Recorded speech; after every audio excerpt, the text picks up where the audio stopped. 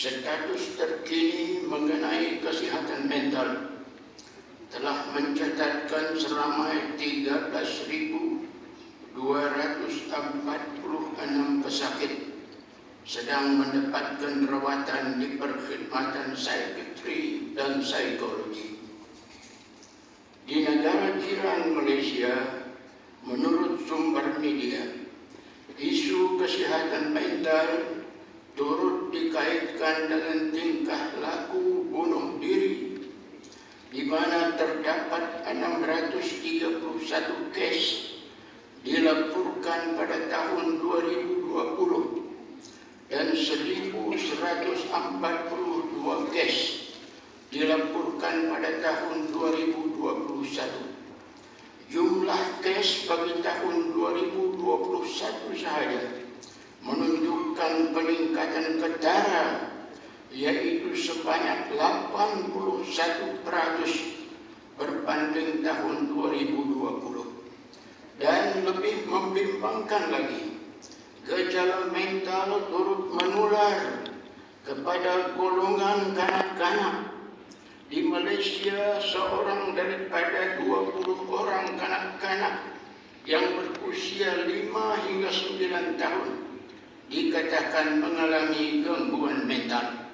Dan sehingga kini, Kementerian Kesihatan di sana telah merekodkan 424.000 kanak-kanak disahkan mengalami masalah mental. Demikian menurut dapatan daripada media. Pada 18 Jun 2022, Setiausaha Agung PBB Antonio Guterres menyatakan bahawa hampir 1 bilion penduduk dunia mengalami masalah mental. Satu angka yang sangat tinggi, menghampiri separuh dari keseluruhan penduduk dunia. Ternyata di sini gejala mental perlu ditangani. Ditangani dengan apa? Ditangani dengan merawatnya. Ya, kita mustahak untuk mengenal pasti cara merawat itu. Apakah cara ini sudah ada? Setakat ini kita boleh katakan, sejak abad ke-19 lagi, 2 cara rawatan sudah pun biasa dilakukan, yaitu 1. Rawatan psikiatri dan 2. Rawatan psikologi. Rawatan psikiatri memfokus kepada diagnosis, perubatan dan pencegahan gangguan mental, emosional dan perilaku melalui konseling, psikoterapi dan obat-obatan. Sementara rawatan psikologi pula memfokus kepada para pakar membawa pesakit berbual-bual mengenai pemikiran, trauma dan tekanan emosi, dan mencadangkan strategi untuk mengatasi masalah yang dihadapi.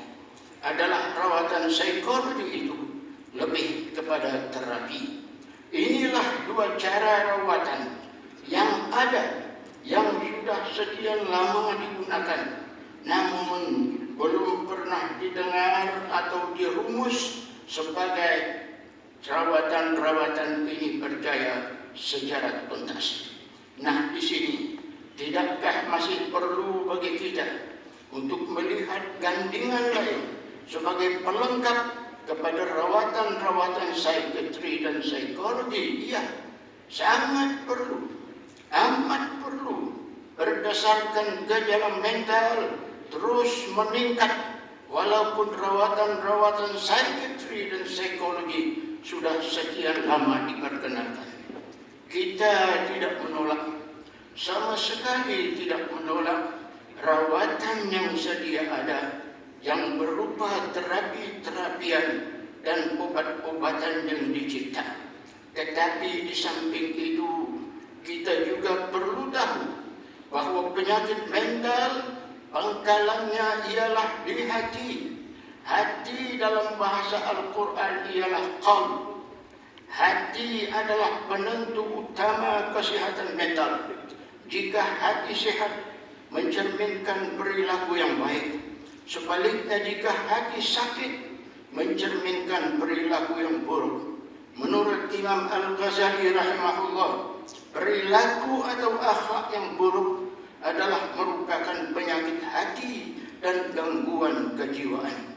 Jadi, gejala mental itu ialah hati yang sakit yang perlu dirawat.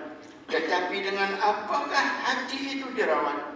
Dengan obat apa? Kalau rawatan biasa, tidak lain kita akan merujuk kepada rawatan psikiatri dan psikologi sahaja. Tetapi dua-dua cara rawatan ini tidak pernah atau belum pernah melibatkan Allah Subhanahu wa Ta'ala sebagai Maha Pakar dan Maha Penyembuh. Tentu sahaja para pakar terapi dan para pencipta obat-obatan belum pernah terlintas atau menyadari perkara ini, karena dalam mencipta terapi dan obat-obatan mereka tidak menyimak atau berpandu kepada Al-Quran. Sedang untuk menangani gejala mental atau penyakit hati itu, Al-Quran adalah sangat mustahak untuk dirujuk. Karena bukankah penyakit mental pangkalannya di hati? Ya, hati yang tidak tenang dan resah gelisah, itulah gejala mental. Jadi apa hubungan perkara ini dengan Al-Quran? Jawabnya sangat rapat sekali hubungan itu. Karena Al-Quranlah yang memberitahu kita bahwa jika hati berombak, tidak tenang atau mengalami masalah, maka berobatlah dengan zikir, di mana kepala zikir ialah Al-Quranul Karim. Berfirman Allah Subhanahu wa Ta'ala, "Ala bi dzikrillah tatma'innul qulub." Tafsirnya, ketahuilah dengan zikrullah itu tenang dan tenteramlah hati-hati. Hati yang bergelora yang sakit, manakala diobat dengan zikrullah, lalu ia pun tenang, maka itulah kesembuhan sejati. Satu contoh, riwayat Ahmad, Al-Hakim dan At-Tirmizi, bahawa seorang Arab kampung telah datang kepada Nabi sallallahu alaihi wasallam dan berkata, "Wahai Nabi Allah, saya ada seorang saudara sedang sakit." Bertanya Nabi sallallahu alaihi wasallam, "Apakah penyakitnya?"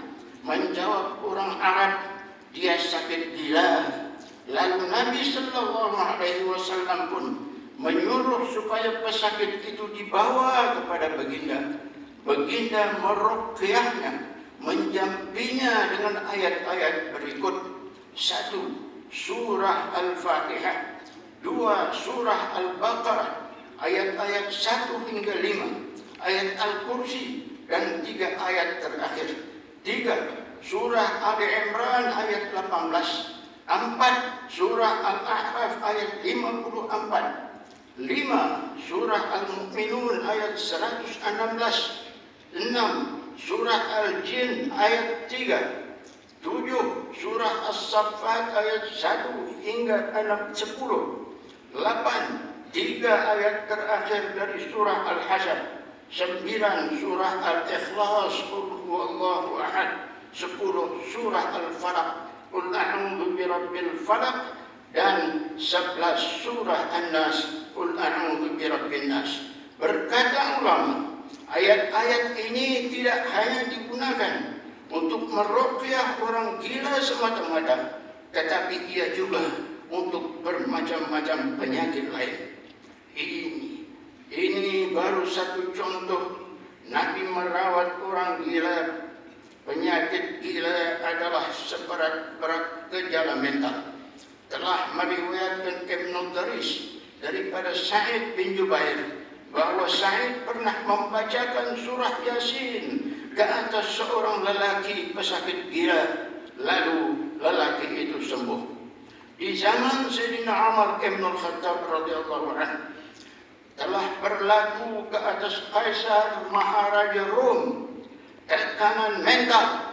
karena raja ini mengalami sakit kepala yang luar biasa. Sudah habis para pakar, para dokter, para tabib di dalam negeri merawatnya. Namun semua itu tidak berjaya, tidak berhasil. Lalu raja pun menulis surat kepada Sayyidina Umar bin Khattab radhiyallahu anhu meminta kalau di kalangan orang-orang Islam terdapat mereka yang pandai mengubat sakit kepala. Sayyidina Umar bin Khattab tidak menghantar dokter, tidak menghantar tabib untuk merawat atau menghantar obat untuk dimakan, tidak. Tetapi Sayyidina Umar cuma mengirim sebuah songkok untuk dipakai oleh raja. Manakala songkok sampai kepada raja, raja pun memakainya. Sebaik-baik sahaja songkok dipakai, sakit kepala raja hilang sehilang-hilangnya, betul-betul hilang. Tetapi apabila songkok dibuka atau ditanggalkan, maka sakit kepala raja berulang semula. Perkara ini dibuat berkali-kali oleh raja, namun natijahnya tetap sama sahaja. Apabila songkok dipakai, hilanglah sakit kepala raja. Apabila dibuka, sakit kepala raja berulang semula. Kejadian ini mendatangkan muskil kepada raja, sehingga mendorong raja untuk memeriksa songkok. Apa yang sebenarnya berada di sebalik songkok? Setelah songkok diperiksa, raja mendapati bahwa di dalam songkok itu rupa-rupanya terdapat secarik kertas yang bertulis Bismillahirrahmanirrahim. Nah, kejadian ini saudara tidak diragukan lagi, adalah satu isyarat jelas bahwa Bismillahirrahmanirrahim adalah penawar istimewa, khasnya obat atau penawar bagi gejala mental. Malah terdapat satu ungkapan di dalam kitab berbunyi, barang siapa menulis Bismillahirrahmanirrahim sebanyak 35 kali dan digantung ia pada rumah, nescaya rumah itu tidak akan dimasuki oleh syaitan dan jin, dan orang itu akan dikurniakan keberkatan pada harta dan pendapatannya, serta tidak akan didatangi oleh sebarang mudarat. Dan jika ia digantung pada kedai, nescaya bertambah-tambah laku kedai itu, serta dibutakan oleh Allah mata-mata orang jahat dan pendengki yang ingin merusakkan perniagaan pemilik kedai. Demikian saudara karamah dan mukjizat ayat Bismillahirrahmanirrahim. Ini baru sepotong ayat pendek Bismillahirrahmanirrahim. Betapa jika seluruh Al-Quran 30 juzuk semua itu adalah penawar, penyambung, sebagaimana Allah berfirman, wa nunazzilu minal Qur'ani ma huwa shifaa'un wa rahmatun lil mu'minin. Tafsirnya, dan kami turunkan dari Al-Quran ayat-ayat suci yang menjadi obat penawar dan rahmat bagi orang-orang yang beriman. Allah berfirman lagi, ya ayyuhan nas qad ja'atkum mau'izatun min rabbikum wa shifaa'un lima fis sudur wa hudaw wa rahmatun lil mu'minin. Tafsirnya, wahai umat manusia, sesungguhnya telah datang kepada kamu Al-Quran. Al-Quran selalu nasihat pengajaran dari Tuhan kamu dan menjadi penawar bagi